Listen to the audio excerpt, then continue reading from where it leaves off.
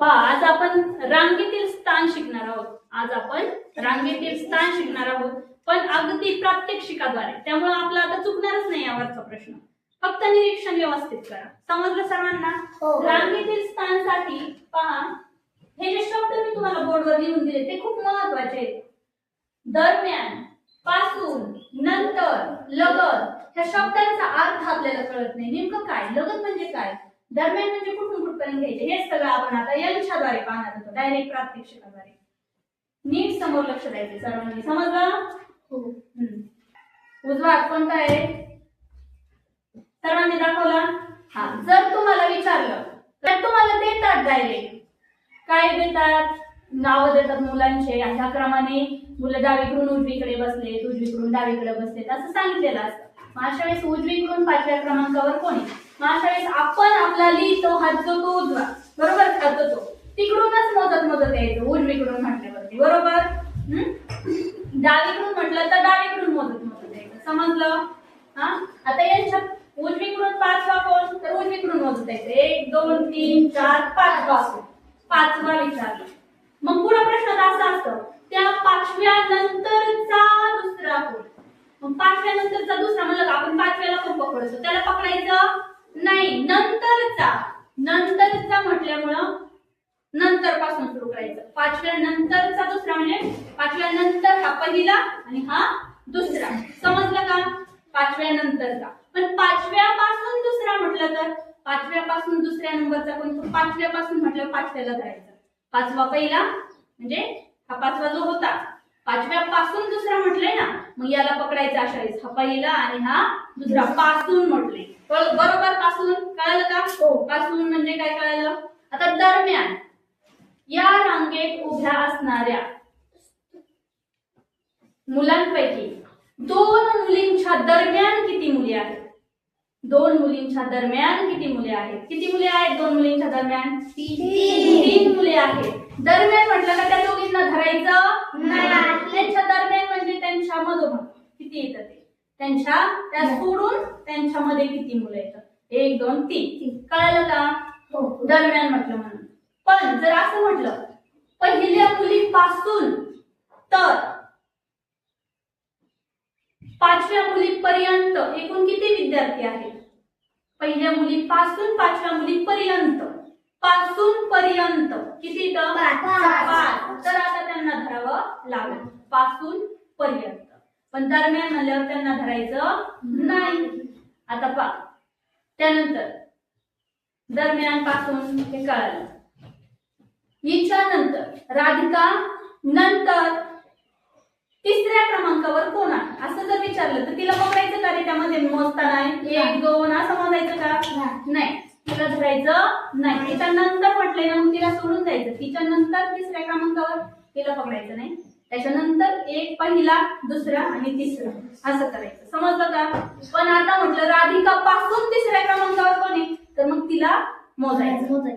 पहिली ती, दुसरा आणि तिसरा. बदलला का तिसरा? आधी कोणाला होता? हा. कारण तिच्या नंतर म्हटलं म्हणून हा आला होता, पण तिच्या पासून म्हटल्यानंतर हा आला. ह्या बेसिक कन्सेप्ट जर तुमच्या क्लिअर झालेल्या असल्या तर रांगेतील स्थान या पुटप्रश्न जे आहेत, पुटप्रश्न म्हणजे विचार करायला लावणारे प्रश्न, बरोबर आहे का नाही? आपल्याला वाटतं खूप सोपं आहे याच्यामध्ये, पण चुकतं अगदी थोड्याशा कारणावरून. एखाद्या शब्दावरून चुकतं, एखाद्या बारीक सारीक गोष्टी असतात त्याच्यामध्ये, त्या फक्त निरीक्षणाने आपल्या ध्यानात येतात. समजलं का सर्वांना? दरम्यान 3 मुलं आहेत. पासून कळलं, राधिका पासून सृष्टीपर्यंत किती मुलं आहेत? 5 मुलं आहेत. समजलं?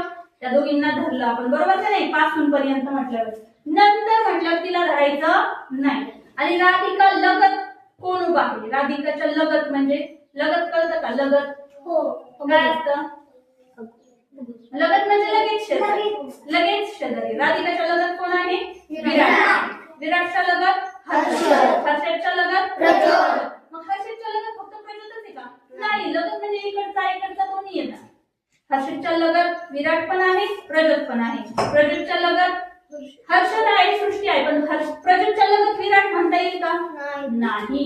प्रज्वलच्या शेजारी हर्षद आहे, प्रज्वलच्या शेजारी सृष्टी आहे, पण शेजारी या शब्दाऐवजी त्यांनी शब्द वापरतात लगत. पाठीमागून 3ऱ्या क्रमांकावर उभी असणारी सृष्टी, पुढून 1 2 3 4 5व्या क्रमांकावर आहे. तर रांगेत एकूण किती मुलं? मग आपण काय करतो, गडबडीत कुठेतरी पाहिलेलं असतं, पाठीमागून 3रा क्रमांक आहे, पुढून 5वा क्रमांक आहे, मग 5 आणि 3 8, किती झाले मुलं? 8. होतात सारे 8? बरोबर आहे नाही? पाठीमागून 3ऱ्या क्रमांकावर आहे, पुढून 5व्या क्रमांकावर आहे, मग 5 आणि 3 8 मुलं व्हायला पाहिजे. पाठीमागून किती ती 3ऱ्या क्रमांकावर आहे आणि समोरून 5व्या क्रमांकावर आहे, पण मुलगी तर एकच आहे का नाही? तिला डबल मोजायचं का नाही? मग पाठीमागून 3ऱ्यावर आहे आणि सुरुवातीपासून 5व्या क्रमांकावर आहे, मग 5 आणि 3 8 होतात, पण एक अंक का वजा करायचा? तिला डबल मोजलंय आपण, पुढून पण मोजलं, पाठीमागून मोजलं, सगळीकडून मोजलं, मग 2 इकडून मोजल्यामुळे 2 इकडून मोजायचं नाही, तिला एकदाच मोजायचंय, म्हणून एकदा डबल मोजलेलं एकदा वजा करून टाकायचं, म्हणून त्या 8 मधून 1 वजा करायचं. त्यानंतर मधोमधचा हे विचारतात की एका रांगेमध्ये मधोमध उभा असणाऱ्या मुलाचा क्रमांक किती आहे? त्या रांगेमध्ये मधोमध असणाऱ्या मुलाचा क्रमांक 4 आहे. तर त्या रांगेत एकूण किती मुलं आहेत? मधोमध जो मुलगा 4था असतो, त्याच्या उजव्या बाजूने आणि त्याच्या डाव्या बाजूने किंवा त्याच्या पुढून आणि पाठीमागून सारखीच मुलं असणार आहेत का नाही?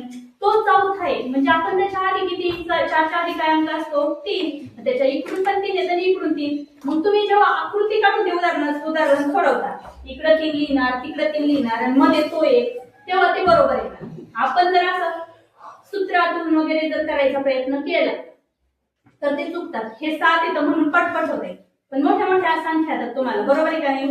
एकूण विद्यार्थी काढण्यासाठी मग त्यावेळेस आपला होतो गोंधळ, कळतच नाही आपल्याला काय करायचं, एक पुढे वाजा करायचा, एक पुढे वाजा करायचा, पुढे अधिक करायचा.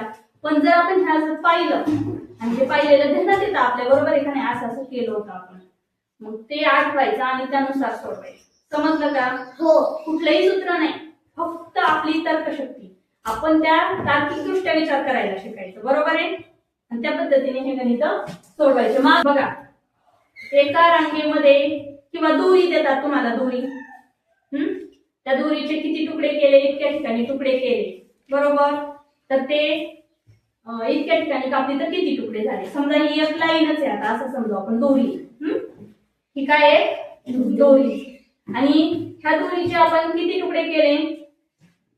इथून कापली, इथून कापली, बघा, एक ठिकाणी कापली, 2 ठिकाणी कापली, 3 ठिकाणी कापली, 4 5 6 ठिकाणी कापली.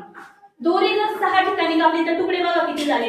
1 2 3 4 5 6 7 तुकडे किती झाले? 7. एक तुकडा जास्त होतो, कारण इथून कापलं ना मी, एक तुकडा झाला, इथून कापलं 2 3 4 5 6 तुकडे झाले इथून कापल्यानंतर. 7व्या तुकड्याला आपोआपच तुकडा पडलाय, कापायची गरज आहे का? इथं कापल्यानंतर तो शेवटी असल्यामुळं. म्हणून जर दोरी दिली तर कापली किती ठिकाणी, तुकडे किती झाले? एक तुकडा जास्त होतो. कसं ते कळालं? तसं झाडांचं पण असतं. जेव्हा तुम्ही झाडं लावायला जातात, 5 मीटरच्या रस्त्यावरती झाडं लावली तर मग किती झाडं लावली? इतक्या अंतरावर लावली, तिथं पण एक झाड एक्स्ट्रा लागतं, कारण समोरचं झाड लावताना पुढून जागा मोजली जात नाही, समोरून जागा मोजली जात नाही. सुरुवातीचं झाड आपण डायरेक्ट कडेला लावतो, बरोबर आहे का नाही? मग तिथून पुढे जागा मोजली जाते ना. सुरुवातीचं झाड डायरेक्ट कडेला लावतो आपण, बरोबर आहे? समजलं का सर्वांना? असे बैठक व्यवस्थेचे प्रश्न आहेत रांगेतील स्थानावरती, भरपूर प्रश्न आहेत. तर आता आपण हे थोडक्यात तुम्हाला याद्वारे समजवू, त्यानंतर आपण प्रश्नांद्वारे घेऊ, प्रश्न घेऊ आणि सॉल्व्ह करू. समजलं का सर्वांना?